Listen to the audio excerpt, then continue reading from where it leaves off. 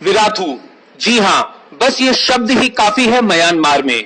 इस शब्द को सुनकर मुस्लिमों में कपकपी मच जाती है।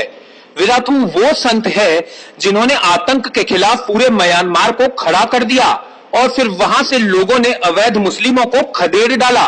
लोग जो भगवान बुद्ध की बातों पर अमल करते आ रहे थे, उन लोगों ने देश की रक्षा के लिए बुद्ध की बातों को छोड़ संत विराथू की बातों पर अमल किया।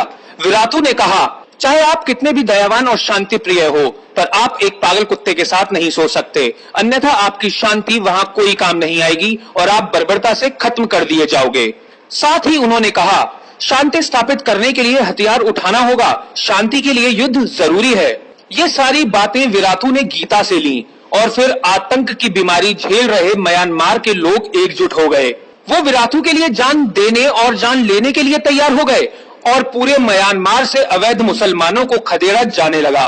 विराथू के प्रवचनों को अगर कोई सुने तो उसे लग सकता है कि शांत स्वरों में मोक्ष प्राप्ति की बात चल रही है। दृष्टि नीचे किए हुए जब वह अपना प्रवचन दे रहे होते हैं तो प्रस्तर प्रतिमा की तरह स्थिर नजर आते हैं। चेहरे पर कोई भी उत्तेजना नहीं नजर आती।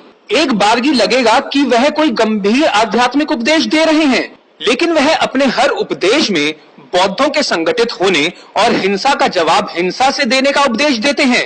विराथू के भाषणों से प्रभावित होकर पड़ोसी मुल्क श्रीलंका में भी बौद्ध भिक्षुकों ने मुख्यतः मुस्लिमों के खिलाफ बोडू बाला सेना नाम का संगठन बना लिया है। इस संगठन का मुख्यालय कोलंबो के बुद्धिस्ट कल्चरल सेंटर में है, जिसका उद्घाटन राष्ट्रपति महिंद्रा राजपक्षे ने किया था। इस संगठन में भी लाखों समर्थक हैं जो मानते हैं श्रीलंका को मुसलमानों से खतरा है। हजारों लोग उनकी रैलियों में शामिल होते हैं तो सोशल मीडिया पर भी उनकी अच्छी खासी पकड़ बन रही है।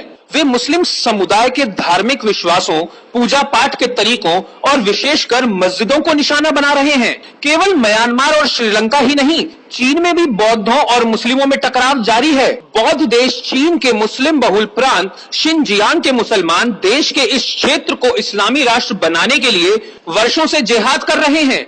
ये लोग चीन में केवल एक बच्चा पैदा करने के कानून का भी विरोध करते रहे हैं।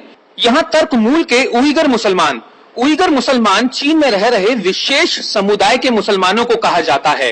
ये पाकिस्तान के कबायली इलाकों में आतंक की ट्रेनिंग लेकर चीनी नागरिकों का खून बहाने की साजिश रचते हैं, परंतु पूरी दुनिया को इस्लाम की आग में जलता देखकर चीनी सरकार ने सबक लिया है और यहाँ के मुसलमानों पर जबरदस्त दमन की नीति अपना ली है।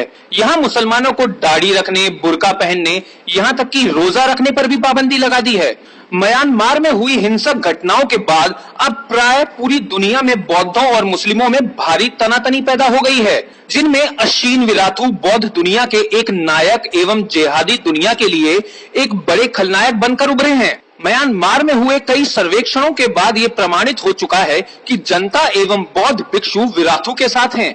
विराथू का स्वयं भी कहना है कि वह ना तो घृणा फैलाने में विश्वास रखते हैं और ना ही हिंसा के समर्थक हैं, लेकिन हम कब तक मौन रहकर सारी हिंसा और अत्याचार को झेलते रह सकते हैं। इसलिए अब वह पूरे देश में घूम घूम कर भिक्षुओं तथा समान जनों को उपदेश दे रहे हैं कि यदि हम आज कमजोर पड़े तो अपने ही देश में हम शरणार्थी हो जाएंगे। म्यांमार के बौद्धों के इस नए तेवर से पूरी दुनिया में खलबली मच गई है। दुनिया भर के अखबारों में उनकी निंदा में लेख छापे जा रहे हैं, परंतु पूज्य चरण अशीन विराथू को इससे कोई असर नहीं पड़ता।